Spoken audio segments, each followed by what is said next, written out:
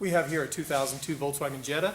Customer's complaint is it won't start, and we have the shift indicator is lit up, like the transmission's in fail-safe. Probably that's relating to the range sensor and causing the no start problem. Let's make some checks to see.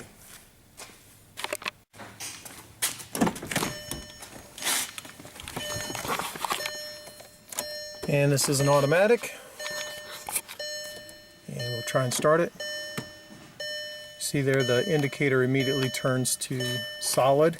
It's not indicating any specific gear.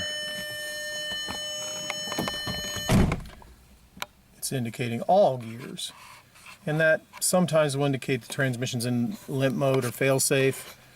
Right now I'm sure it indicates that there's a problem with the range sensor or multifunction switch. There's different terminologies for that sensor. I believe Volkswagen's official terminology is multifunction switch, but as you can see, I'm turning the key to start. So I'll turn the key to start and nothing happens. Every time I turn it on, the shift indicator goes to solid like that. So let's scan it for trouble codes and see if that gives us any information.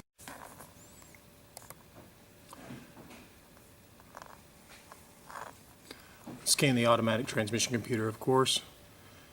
The automatic transmission computer does receive the signal from the transmission range sensor or the multifunction switch, and it communicates that information to the engine computer in order to allow starting.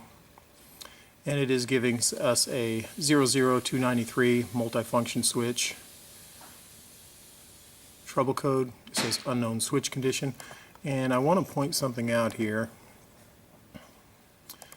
To diagnose this, despite the fact that you have the symptom of the engine won't start, I don't think this will trigger trouble codes for that range sensor in the engine computer.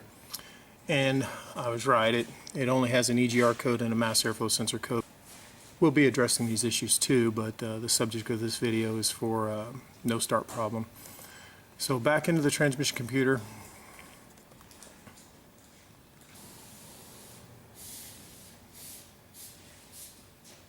And if we go into measuring blocks, we can see the range that the transmission computer thinks we've selected. Now, you can see there it does show D currently, and just to prove it to you, transmission is in park.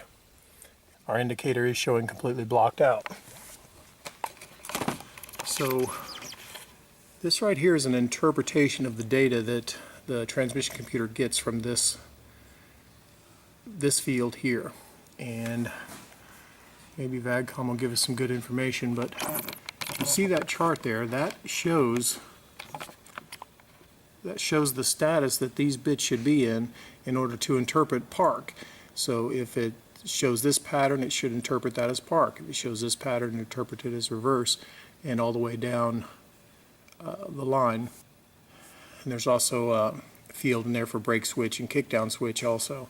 I don't think this car has a kickdown switch, but it's probably there for other vehicles of this transmission type that have a kickdown switch. A quick check that we can do is to move the shifter and see what this shows and this shows. So I'll move the shifter here, reverse, and it still shows drive, and neutral, and it still shows drive, and drive. Coincidentally, it shows drive. Manual third still shows drive, manual second still shows drive, manual first still shows, and of course our indicator is still blocked out for all those ranges. Let me move the shifter just to show you. Second, third, drive, neutral, reverse, park. Doesn't change at all. So indicator on the dash doesn't change, this doesn't change. Let's see if this changes. And now I'm in park, and I'll move it to reverse. You see that fourth bit from the right did change. And now neutral. And that third bit from the right did change. And now drive. and nothing changed. And now manual third, and a bit did change. Bit did change. Bit did change. So it seems like it changes in every range.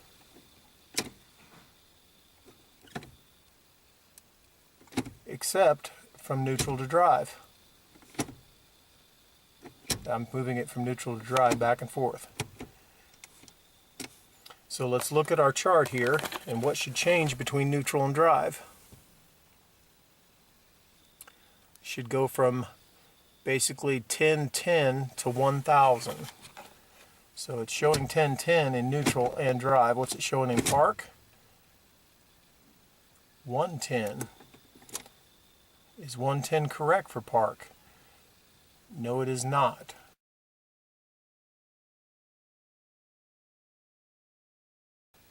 It should, based on our chart, it should show 111 when in park. That's why we're not starting in park. Now, what should it show for neutral? Basically 1011, and it never shows 1011. That's neutral right there. It's showing 1010, which is the same as drive. So there's definitely a malfunction there. It could be in the wiring, it could be in the computer, it could be in the multifunction switch. But at this point, you could do some back probing and looking at the schematic, but I have a sensor here because I am a Volkswagen transmission specialist and I have cores laying around like crazy. So I'm just going to swap it out and see if it fixes it. Due to time constraints, further, more specific diagnosis is not going to be possible, and it really is a 10-minute process to change it. So if it fixes it, we're happy. If it doesn't, then we'll have to do some more further diagnosis. I'm going to walk over here to our junk room. It's very dark over here, so I'll use my light. But here is my transmission core section. As you can see, I have quite a few of them left over from 5-speed conversions. There's a lift that I never set up. It's just sitting here waiting to be set up someday. There's a BRM engine. There's a ZF, a 6-speed manual, a DSG transmission, older model 02J. There's an 01M, and there's an 01M that I could rob the switch off of right there. I think I'll rob that switch off of it, try it and see. There's another one right there I could rob the switch off of. There's a 09G transmission. Here's our range sensor that I pulled off the transmission core, and I pulled the breather out already. Probably going to be replacing the mass airflow sensor based on that trouble code in there, but there's the range sensor right there. As you can see, not hard to get to with the breather out. It's going to take me 5 minutes. I'm not going to do any diagnosing when I can swap the part out that fast. Yes, I'm firing the parts cannon at it. Okay, I finished up installing the new used multifunction switch, and let's see what our indicator does. Turn the lights on so we can see here, and it is showing blocked out. See if it'll start. It does start. Maybe it's just blocked out because it still has the trouble code. Let's clear the trouble code and see.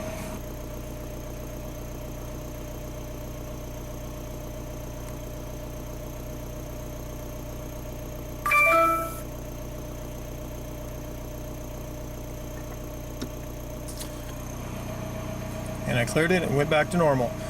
So this is probably a fixed car. I'm going to take it for a short road test and then we'll finalize it. The car starts good now with a new used multifunction switch on it, range sensor. It did end up needing a mass airflow sensor also. I'm not going to do a diagnosis video on a mass airflow sensor, but for those who care, it did correct the EGR trouble code and the mass airflow sensor. The computer uses the mass airflow sensor to help detect an EGR problem. Data group 1, field 4, did show a problem with the zeros and ones, and that could have been a problem with the wiring or the computer, but in this situation it just made sense to try another sensor for speed and efficiency. Maybe in your situation where you have to buy one and try it, it may not be the same situation. But I wanted to make this video anyway because it was a transmission trouble code. I'm kind of known for transmission stuff, and I want to post as many videos for transmission stuff as I can. And honestly, this is the only range sensor failure I've ever seen. I've never once had a customer's vehicle come in with a range sensor failure on an 01M transmission before. And so this is the only opportunity I'm going to have to make a video on this trouble code. So if you like this video, or if there was any technical information in it that was worthwhile, click the like button. If you have any questions, ask them in the comments down below, and visit my website at www.kansascitytdi.com. If you'd like to contribute to the making of these videos, visit my website, click the donate button for any amount. Thanks for watching. Okay, here's our starting circuit for this car. And because it does have a starting problem, that's where we're going to start at, no pun intended. And here is our multifunction transmission range sensor. And it has a red and yellow wire that goes up here, and it branches off here and goes to the transmission control module, and then up here to the park neutral position relay. And this is a complex relay. This is only a partial picture of the park neutral position relay, just as this is only a partial picture of the multifunction range switch. You'll see the rest of those functions in the other schematic that I'm getting ready to show you. But this wire inputs to this box here. Now I've drawn a transistor inside it because normally in a schematic like this it would show a transistor or show solid state device in there. The only way we know that it's a solid state device is by my experience and the other schematic. So, but the way this works is this inputs to this transistor or this solid state device, and that solid state device makes a decision based on other inputs to it also whether or not to turn on the start relay. So if you understand, it's making a decision whether to start, and it's taking into account the position of the range switch just on this red and yellow wire. Okay, that red and yellow wire is also inputting to the transmission control module for the transmission control module to make a decision of what gear you've placed the transmission in. So when we look at the transmission schematic, we see the range sensor here in much more detail with more wires on it. And it would be nice if inside here they showed the switch positions and how they worked. Normally inside the schematic they would show a switch and it closed or open like that. But this one doesn't have any indication in there, so we just have to go based on our experience. But if you see here up at the part, this is the part that inputs to the solid state components, and then over here is the starting relay. Over here is what I would call a reverse light relay. This portion would provide power to the exterior light system, which is the reverse lights. So that portion's for the reverse lights. Over here is for the starting circuit, but we're not really concerned with that. Mostly what we're concerned with is this right here, because our indicator is blocked out. It's not showing us the gear that it's actually in. So what I've done, first of all, that's a ground, so that's easy to understand. The yellow one is a power wire. If you follow it up, it goes to that fuse right there. And the four that I've highlighted in pink all go to the transmission computer. 1, 2, 3, 4. Now two of these pink ones also branch off. So this pink one branches off here and goes up here to the solid state, which, as I keep saying, it's for the starting system. And this pink one goes up here, and right here it branches off and it goes here for the reverse light system. So most likely one of these, this one here, the red and yellow one, is for the starting circuit alone. So it would be either grounded when it should be in park and neutral for it to allow it to start, or it would be have 12 volts on it in park and neutral to allow it to start. And the second one here that branches off is this yellow and blue one, and it goes up here to the circuit that we've deduced goes to the reverse lights. So most likely that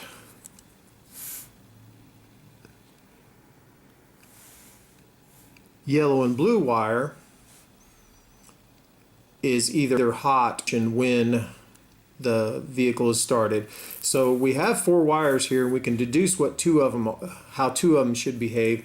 The other 2 we would have to actually do some testing to see. I have a bunch of O1M cores laying around. I can take that multifunction switch off a transmission and swap it in about 5 minutes. Whereas back probing the wires and diagnosing it and stuff, that would show us the problem. But we already know that the switch states are not correct. Let's just go ahead and change that multifunction switch to see if that's our problem. And that's what we're going to do.